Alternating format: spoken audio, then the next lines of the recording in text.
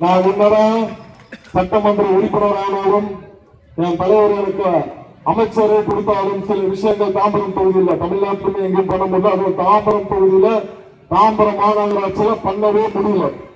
நம்ம ஒரு விஷயம் வந்து பண்ணணும்னு நினைச்சா அவங்க அந்த சீட்ல உட்கார்ந்துட்டு இருக்கிறதுனால பண்றதுக்கான ஒரு சூழ்நிலையை உருவாக்க மாட்டாங்க. கீழே வந்து அவங்கதான் வந்து மாமன்ற உறுப்பினரா கவுன்சிலரா இருக்கிறாங்க.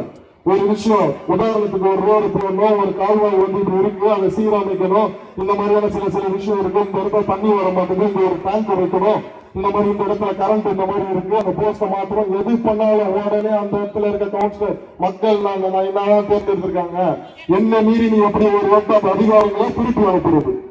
அதிகாரிகளையும் வேலை செய்ய விட மாட்டாங்க. நம்ம கட்சிக்காரங்க போனா அதுல என்னடா அரசியல் பண்ணலாம்னு சுத்திட்டு இருக்காங்க. என்னதான் நான் திருப்பியும் சொல்றேன், நம்ம எம்எல்ஏ சட்டமன்ற உறுப்பினரானா எல்லாத்தையும் செஞ்சு முடிச்சோம்னா கீழே இருக்கிறவங்க நிறைய விஷயங்களை தடுத்துட்டு இருக்காங்க. என் மக்களுக்கு, என் தாம்பரம் தொகுதி மக்களுக்கு செய்ய விடாம தடுத்துட்டு இருக்காங்க. அதனால இனி வரும் காலங்கள்ல வருகின்ற மாநகராட்சி தேர்தலில் அவங்களுக்கான ஒரு மிகப்பெரிய ஒரு பாடத்தை நீங்க புகட்ட வேண்டும் என்பதை நேரத்தில் நான் உங்ககிட்ட சொல்லுகிறேன்.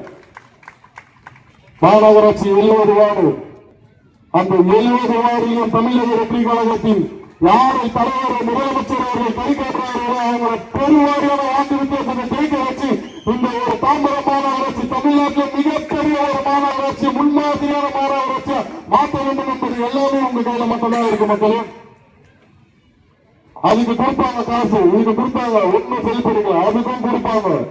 கொடுத்தாங்கன்னா நம்மளோட வரி பணத்துல சம்பாதிச்ச பைசாதான். உங்களுக்கு தெரியாத ஒண்ணும் இல்ல, என்னென்ன பிசினஸ் எப்படி எப்படிலாம் பண்ணிட்டு இருக்காங்க, எவ்வளவு சம்பாதிச்சிருப்பாங்கன்றதெல்லாம் இந்த ஊரை சேர்ந்த ஊர் மக்கள் உங்களுக்கு தெரியாதது சட்டம் ஏதும் இல்லை.